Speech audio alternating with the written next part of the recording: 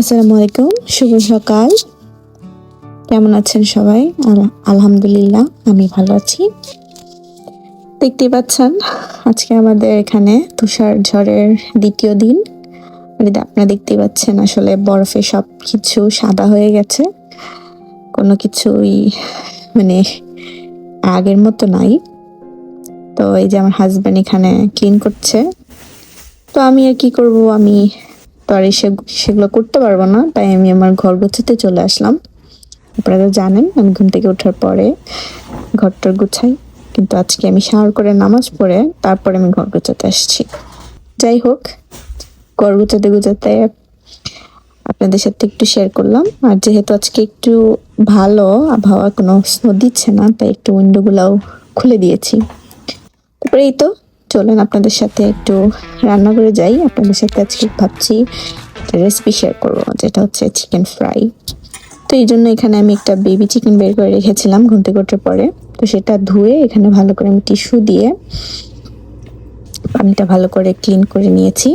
আর আজকে আমি চিকেন ফ্রাইটা অন্যভাবে তৈরি করব আমার স্টাইলে, এই জন্য আমি আপনাদের সাথে রেসিপিটা শেয়ার করলাম।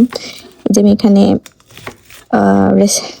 মাংসটা ম্যারিনেট করার জন্য একটু পেঁয়াজ নিয়েছি, সেটা কেটে তার সাথে একটু আদা এবং একটু রসুন দিয়ে, সাথে একটু কাঁচামরিচ আর ধনিয়া পাতা দিয়ে ভালো করে ব্লেন্ডার করে নেব। আসলে বাইরে তো যাওয়া হচ্ছে না, কারণ বাইরে স্নোর জন্য অবস্থা এত খারাপ। তাই আমি ঘরে যা ছিল তাই দিয়ে একটু চেষ্টা করেছি বাসার জন্য ইফতারি তৈরি করার। আর গতকালকেও আমার অনেকগুলো খাবার রয়ে গেছে, তাই আমি আর আজকে এক্সট্রা কিছু তৈরি করব না, তাই শুধু এখানে চিকেন ফ্রাইটা করব। তো তার জন্য আপনারা দেখছেন আমি সব কিছু ব্লেন্ডার করে নিয়েছি, এবং এখন মাংসটা ম্যারিনেট করার সময় আমি এখানে সবগুলা যেগুলো আমি ব্লেন্ড করেছিলাম, আদা রসুন পেঁয়াজ ধনিয়া পাতা এবং কাঁচামরিচ, সেটার মিশ্রণটা দিয়ে দিয়েছি। এবং তারপরে আমি এখানে এক এক করে আমি যত গুঁড়া মশলা আছে, যেমন মরিচের গুঁড়া, ধনিয়ার গুঁড়া, গরম মশলার গুঁড়া, একটু হালকা জিরার গুঁড়া আর লবণ দিয়ে মিক্স করে নেব। এবং আপনারা দেখতে পাচ্ছেন আমি লাস্টে একটু ফুড কালার অ্যাড করেছি, কিন্তু আমি সেটা দেখাইনি। তো আপনারা দেখতে পারবেন লাস্টে দিয়ে, যখন আমি এটা ঢেকে রাখবো তখন দেখবেন একটা লাল কালার এসেছে। নর্মালি যখন আমি চিকেনটা ফ্রাই করি, আমি আগের দিন ম্যারিনেট করে রাখি, বাট যেহেতু আজকে আমি হুট করেই সিদ্ধান্ত নিয়েছি এটা করবো, তাই ঘুম থেকে উঠেই আসলে এটা ম্যারিনেট করেছি। প্রায় 1 ঘন্টার মতো এটা ম্যারিনেট করা ছিল, বাট আমি ফ্রিজে রাখিনি। এটা আমি বাইরে রেখেছিলাম নর্মাল টেম্পারেচারে। আর আপনাদেরকে বলতে ভুলে গেছি, এখানে আমি একটু বেসনও অ্যাড করেছি, কারণ বেসনটা না দিলে আসলে চিকেন ফ্রাইটা মজা লাগবে না, ক্রিস্পি হবে না। তো আমার কাছে মনে হচ্ছে যে একটু বেসনটা অ্যাড করি। আসলে আমরা যখন রোজা রাখি তখন আমাদের অনেক কিছুই খেতে মন চায়, তো এই জন্য আমরা অনেক অনেক জিনিস বেশি বেশি করে বানাই, আসলে যেটাকে আমাদেরকে চোখের ক্ষুধা বলে। তো তার জন্য আমি অনেক জিনিসই বানাই, এবং আমি লাস্টের দিয়ে একটু হালিমও রেডি করেছিলাম খাওয়ার জন্য, বাট ওইটা আর পরে আর আমার খাওয়া হয় নাই। তো দেখতে পাচ্ছেন চিকেনটা আমি যেভাবে বলেছিলাম লাস্টের দিয়ে দেখবেন একটু লাল কালার, কারণ আমি ফুড কালারটা অ্যাড করেছি, আর এই জন্য রেখে দিয়েছি ম্যারিনেট করে। তারপরেই তো সোজা ভাজতে চলে আসলাম। আর দেখতে পাচ্ছেন একটা রেড কালার এসেছে। তো কথা বলতে বলতে আসলে আমার আজকে ইফতারটা রেডি করতে একটু লেট হয়ে গেছে, একদম ইফতারের আগ মুহূর্তে। তো এই জন্য আমি এখানে ইফতারের সব প্রিপারেশন নিতেছি, আর আমার হাজবেন্ড বাইরে, উনি হচ্ছে স্নো ক্লিন করতেছে, কারণ এখন যদি ক্লিন না করে তারপরে শক্ত হয়ে যাবে, তখন ক্লিন করাটা একটু কষ্ট হয়ে যাবে।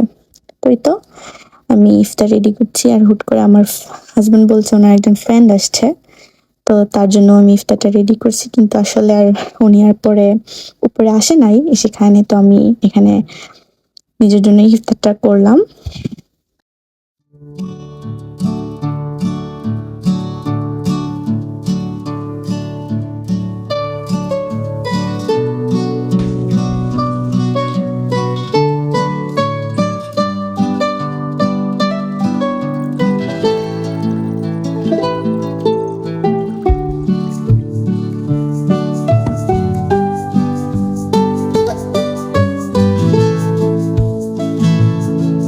أشهد أن لا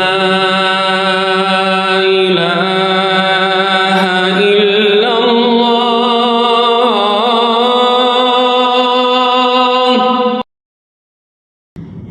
এই যে শেষে 1 কাপ চা, আর এটাই মনে হয় যে আপনার রোজাকে পুরোপুরিভাবে কমপ্লিট করে দিবে। আমি জানি না, যারা চা খায় না তারা এটা বুঝতে পারবে না, বাট যারা চায়ের জন্য খুবই খুবই অ্যাডিক্টেড তারা এটা। তো এই যে আমি চা খেতে খেতে আপনাদের সাথে আজকের বিদায় নিচ্ছি। আজকের পর্যন্ত আমার এতটুকুই। দেখা হবে আপনাদের সাথে নেক্সট ব্লগে ইনশাল্লাহ। তো তখন পর্যন্ত আপনারা সবাই ভালো থাকবেন। আল্লাহ হাফিজ।